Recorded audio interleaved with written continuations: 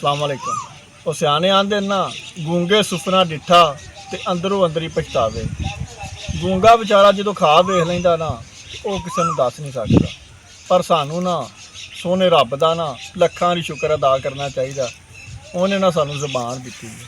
ਪਰ ਸਾਡੇ ਤੇ ਜਿਹੜੇ ਜ਼ੁਲਮ ਵਾਪਰਨ ਡੈਨ ਨਾ, ਅਸੀਂ ਵੀ ਨਹੀਂ ਕਿਸੇ ਨੂੰ ਦੱਸ ਸਕਦੇ। ਮੇਰੀ ਨਾ ਜਿਹੜੀ ਅੱਜ ਦੀ ਵੀਡੀਓ ਹੈ, ਇਹ ਕਿਸਾਨ ਭਰਾਵਾਂ ਵਾਸਤੇ। ਇਸ ਦੌਰ ਵਿੱਚ ਸਾਡੀਆਂ ਹਕੂਮਤਾਂ ਤੇ ਆੜ੍ਹਤੀਆਂ ਨੇ ਜਿਹੜਾ ਕਿਸਾਨ ਦਾ ਹਾਲ ਕਰਤਾ ਨਾ, ਕੋਈ ਬੰਦਾ ਨਾ ਇੱਥੇ ਨਵਾਂ ਸਾਈਕਲ ਨਹੀਂ ਲੈ ਸਕਦਾ। ਪਰ ਜੇ ਕੋਈ ਕਿਸਾਨ ਨਾ ਆਪਦਾ ਮਾਲ ਡੰਗਰ ਵੇਚ ਕੇ, ਆਪਦੇ ਭੈਣਾਂ ਭਰਾਵਾਂ ਨੂੰ ਠੱਗ ਕੇ ਕੋਈ ਨਵਾਂ ਸੰਦ ਜਾਂ ਨਵਾਂ ਟਰੈਕਟਰ ਲੈ ਲੈਂਦਾ ਨਾ, ਇਹ ਸਾਡੀਆਂ ਜਿਹੜੀਆਂ 2-3 ਟਰੈਕਟਰਾਂ ਵਾਲੀਆਂ ਕੰਪਨੀਆਂ ਨੇ, ਇਹਨਾਂ ਨੂੰ ਕਿਸਾਨ ਦਾ ਸ਼ੁਕਰ ਅਦਾ ਕਰਨਾ ਚਾਹੀਦਾ। ਸ਼ੁਕਰੀਆ ਅਦਾ ਆਖਣ ਵੀ ਕਿਸਾਨ ਦੀ ਵਜ੍ਹਾ ਤੋਂ ਨਾ ਇਹਨਾਂ ਦਾ ਰੋਜ਼ਗਾਰ ਚੱਲਣ ਡਿਆ ਤੇ ਲੱਖਾਂ ਜਿਹੜੇ ਇਹਨਾਂ ਦੇ ਮਜ਼ਦੂਰ ਨੇ ਨਾ, ਉਹਨਾਂ ਦਾ ਚੁੱਲ੍ਹਾ ਚੱਲਣ ਡਿਆ। ਪਰ ਬਜਾਏ ਉਹਦਾ ਸ਼ੁਕਰੀਆ ਅਦਾ ਕਰਨ ਦੇ, ਉਹਦੇ ਪੈਸਿਆਂ ਦੇ ਮੁਤਾਬਕ ਨਾ ਇਹ ਉਹਨੂੰ ਸ਼ੈ ਨਹੀਂ ਦਿੰਦੇ। ਸਾਡਾ ਨੇ ਇੱਕ ਕਿਸਾਨ ਭਰਾ ਹੈ ਨਾਰੋਵਾਲ ਦੇ ਕੋਲ, ਪਿੰਡ ਖੋਖਰ ਵਾਲੀ, ਜ਼ਫਰ ਬਾਜਵਾ। ਉਹਨੇ ਆ ਮਈ ਦੇ ਮਹੀਨੇ ਵਿੱਚ ਨਾ 15-20 ਦਿਨ ਪਹਿਲੋਂ ਆ ਟਰੈਕਟਰ ਜਿਹੜੇ ਨਵਾਂ 4 ਵੀਲਰ ਨਾ ਡਿਲੈਕਸ ਮਾਡਲ ਬੁੱਕ ਕਰਾ ਕੇ ਲਿਆਂਦਾ। ਤੇ ਟਰੈਕਟਰ ਦੀ ਇਹ ਹਾਲਤ ਹੈ ਵੀ ਲਾਹੌਰੋਂ ਮਿਲਤ ਤੋਂ ਨਾ ਉਹਦੇ ਪਿੰਡੋਂ ਚਲਾ ਕੇ ਨਹੀਂ ਲਿਜਾ ਸਕਦਾ।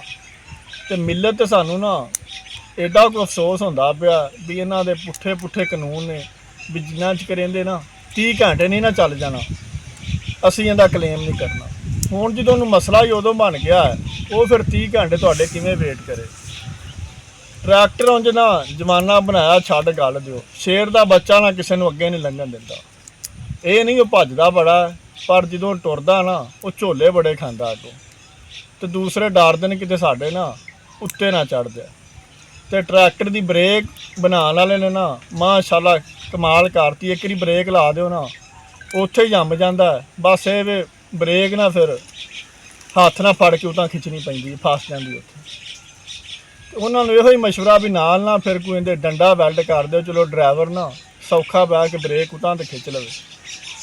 ਫਿਰ ਹੁਣ 4 ਵੀਲਰ ਟਰੈਕਟਰ ਬਣਾਤਾ ਨੇ, ਉਹਦੇ ਵਿੱਚ ਕੋਈ ਐਸੀ ਗੇਜ ਤੇ ਹੋਣੀ ਚਾਹੀਦੀ ਨਾ ਜਿਹੜੀ ਦੱਸ ਦੇਵੇ ਵੀ ਹੁਣ ਇਹ 2 ਵੀਲ ਤੇ ਸ਼ਿਫਟ ਤੇ ਹੁਣ ਇਹ 4 ਵੀਲਰ ਤੇ ਸ਼ਿਫਟ ਹੋ ਗਿਆ। ਪਰ ਇਸ ਦੌਰ ਦੇ ਵਿੱਚ ਇੰਨੀ ਟੈਕਨੋਲੋਜੀ ਵੀ ਨਹੀਂ ਹੈਗੀ। ਤੇ ਦੂਸਰੇ ਪਾਸੇ ਉਹ ਭਰਾ ਸਾਡਾ ਦੱਸਣ ਡਿਆ ਸੀ ਵੀ ਜੇ ਟਰੈਕਟਰ ਨੂੰ ਉੱਥੇ ਸਲਫ ਮਾਰੀ ਹੈ ਨਾ, ਤੇ ਮਿਲਤ ਕੋਲੋਂ 3-4 ਦੁਕਾਨਾਂ ਦੂਰ ਔਰ ਰਿਆਜ਼ ਜੱਟ ਤੋਂ ਨੇ ਛੱਤ ਲਵਾਈ ਹੈ। ਉਸ ਤੋਂ ਬਾਅਦ ਪੰਪ ਤੀਕਰ ਜਾਂਦਿਆਂ ਨਾ ਟਰੈਕਟਰ ਦੀ ਹੀਟ ਵਾਲੀ ਸੂਈ ਨਾ ਉੱਤੇ ਚੜ੍ਹ ਗਈ। ਸਾਨੂੰ ਤਾਂ ਲੱਗਦਾ ਇਹ ਕੰਪਨੀ ਨੇ ਟਰੈਕਟਰ ਨਾ ਜਿਹੜੇ ਬਰਫਾਨੀ ਇਲਾਕੇ ਨੇ, ਬਰਫ਼ ਵਾਲੇ ਇਲਾਕੇ, ਉਹਨਾਂ ਵਾਸਤੇ ਬਣਾ ਦਿੱਤਾ ਹੋਣਾ ਵੀ ਉੱਥੋਂ ਦੇ ਲੋਕਾਂ ਦੀ ਨਾ ਸ਼ਿਕਾਇਤ ਹੋਣੀ ਹੈ ਵੀ ਟਰੈਕਟਰ ਨਾ ਠੰਡ ਦੇ ਵਿੱਚ ਸਟਾਰਟ ਨਹੀਂ ਹੁੰਦਾ। ਵੀ ਜਿਹੜਾ ਸਲਫ ਮਾਰਿਆ ਹੀਟ ਵਾਲੀ ਸੂਈ ਚੁੱਕ ਲੈਂਦਾ, ਬਰਫਾਨੀ ਇਲਾਕੇ 'ਚ ਨਾ ਉਹ ਟਰੈਕਟਰ ਬੜਾ ਕਾਮਯਾਬ ਹੋਣਾ। ਤੇ ਤੁਹਾਨੂੰ ਭਰਾਵਾਂ ਨੂੰ ਇਹੋ ਹੀ ਦਰਖਾਸਤ ਹੈ ਵੀ ਉਸ ਭਰਾ ਦਾ ਨਾ ਬਾਂਹ ਬੇਲੀ ਬਣੋ, ਉਹਦੇ ਨਾਲ ਇਖਤਜਾਜ ਕਰੀਏ, ਉਹਦੀ ਜਿਹੜੀ ਸ਼ਿਕਾਇਤ ਹੈ ਨਾ ਉਹਦੀ ਦੂਰ ਹੋਵੇ।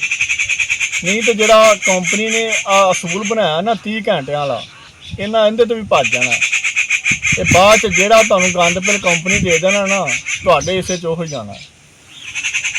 ਤੇ ਫਿਰ ਕੱਲ੍ਹ ਨੂੰ ਕੰਪਨੀ ਤੁਹਾਨੂੰ ਇਹੋ ਹੀ ਆਖਣਾ ਵੀ ਇਹ ਟਰੈਕਟਰ ਨਾ ਜਿਹੜੇ ਇਹ ਸਾਡੇ ਕੰਮਕਾਰ ਵਾਲੇ ਨਹੀਂ ਹੈਗੇ, ਇਹ ਸ਼ੋਅ ਪੀਸ ਵਾਲੇ ਸਾਡੇ ਟਰੈਕਟਰ ਨੇ। ਇਹ ਜਾ ਕੇ ਨਾ ਤੁਸੀਂ ਖਿਲਾਰ ਲੈਣਾ, ਇਹ ਤੁਹਾਨੂੰ ਕੰਪਨੀ ਨੇ ਪੱਕੀ ਕਰ ਦੇਣੀ।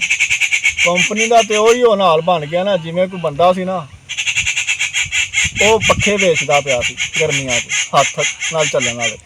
ਉਹ ਬੱਸ ਖਲੋਤੀ ਮੁਸਾਫਰ ਨੇ ਨਾ ਥੱਲੇ ਉਤਰ ਕੇ ਉਹਦੇ ਤੋਂ ਪੱਖਾ ਮੁੱਲ ਲੈ ਲਿਆ। ਤੇ ਉਹਨੇ ਜਾ ਕੇ ਜਦੋਂ ਪੱਖਾ ਝੱਲਿਆ ਨਾ, ਤੇ ਪੱਖੇ ਦੀ ਡੰਡੀ ਉਹਦੇ ਹੱਥ 'ਚ ਰਹਿ ਗਈ ਤੇ ਪੱਖਾ ਥੱਲੇ ਡਿੱਗ ਪਿਆ। ਬੱਸ ਹੀ ਖਲੋਤੀ ਸੀ, ਮੁਸਾਫਰ ਜਾ ਕੇ ਨਾ ਪੱਖੇ ਵੇਚਣ ਨੂੰ ਆਂਦਾ, ਤੂੰ ਸ਼ਰਮ ਕਰ, ਆਪਦੀ ਉਮਰ ਵੇਖ, ਮੈਨੂੰ ਪੱਖਾ ਦਿੱਤਾ ਹੀ ਇਹ ਟੁੱਟ ਗਿਆ। ਆਂਦਾ ਸ਼ਾਬਾਸ਼ ਹੈ ਤੇਰੇ, ਤੂੰ ਜਾ ਕੇ ਝੱਲਣ ਲੱਗ ਪਿਆ ਹੋਵੇਗਾ। ਉਹਨੇ ਆਖਿਆ ਹੋਰ ਉਹਦਾ ਕੀ ਕਰਨਾ ਸੀ। ਉਹਨੇ ਆਖਿਆ ਕਮਲਿਆ, ਪੱਖਾ ਨਹੀਂ ਸੀ ਝੱਲਣਾ, ਪੱਖਾ ਫੜ ਕੇ ਨਾ ਉੱਤੇ ਤੂੰ ਉਹਦੇ ਬਸ ਆਪਦਾ ਮੂੰਹ ਝੱਲਣਾ ਸੀ।